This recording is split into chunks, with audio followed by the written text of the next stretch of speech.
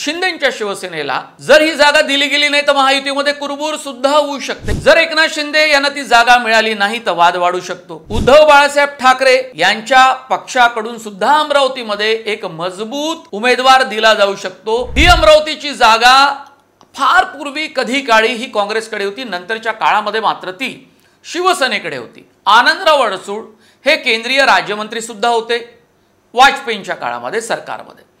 आता जर शिवसेनेला म्हणजे आता शिंदेच्या शिवसेनेला जर ही जागा दिली गेली नाही तर महायुतीमध्ये कुरबूर सुद्धा होऊ शकते, हे आपण लक्षात घेतलं पाहिजे। कारण अमरावती ही जागा शिवसेनेची हक्काची होती।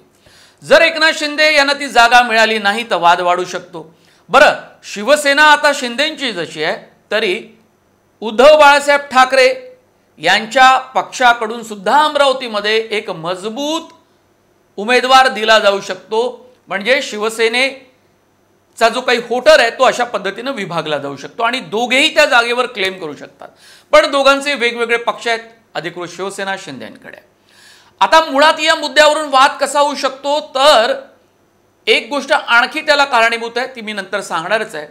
पण अमरावतीच्या जागेवर शिवसेनेकडून उमेदवार उभा राहणार असा प्रचार यापूर्वी सुरू झालेला आहे आणि केवळ महायुतीमध्ये शिंदे, भाजप आणि बच्चू कडू जरी आज घडीला असले तरी नवनीत राणा आणि रवी राणाच्या विरोधामध्ये महायुतीतलेच आमदार आणि नेते बोलत असतात। बच्चू कडू, रवी राणा असा वाद सुद्धा आपण यापूर्वी पाहिला होता आणि तो महायुतीत असतानाच होता।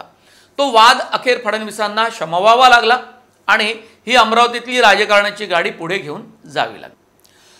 बरं, भाजपला विदर्भामध्ये ग्रामीण भागामध्ये आपलं अस्तित्व वाढवायचं आहे, पक्ष वाढवायचा आहे, संघटन वाढवायचं आहे।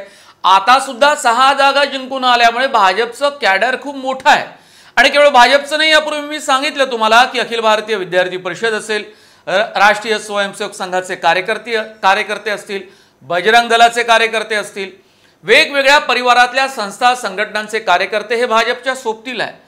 पण मुळात भाजपचं कॅडर ग्रामीण भागामध्ये भाजपला वाढवायचं आणि त्यासाठी असा एक मतप्रवाह भाजपच्या नेत्यांमध्ये आहे की 10 जागा भाजपनंच लढवायला पाहिजे। कारण भाजपला ग्रामीण भागामध्ये आपलं विदर्भात अस्तित्व आणि प्रभाव जर वाढवायचा असेल तर या 10 जागा खूप महत्त्वाच्या, या 10 जागा सुद्धा आपण जिंकून आणू शकतो असा एक मतप्रवाह भाजपच्या नेत्यांमध्ये, काही नेत्यांनी तशी माहिती खासगीत दिली सुद्धा आहे।